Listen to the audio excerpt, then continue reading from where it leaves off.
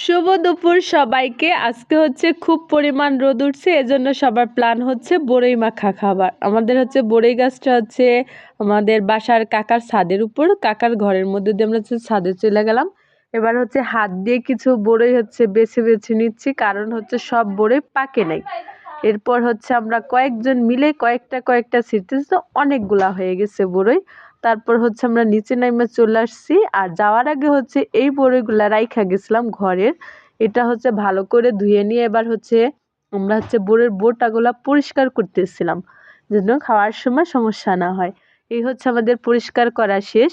আর পাটায়ও কিছুটা ভর্তা করাও শেষ। ভর্তা বলতে হচ্ছে একটা বড়ি রাইখা আমরা হচ্ছে পুতা দিয়ে শুধু গুঁড়ি করতেছিলাম। এরপর হচ্ছে ধনেপাতা, লবণ আর হচ্ছে শুকনা মরিচ পুরাই নিয়ে আসছে। এবার হচ্ছে বাইটা আমরা হচ্ছে ভর্তাটা মাখায় নিলাম।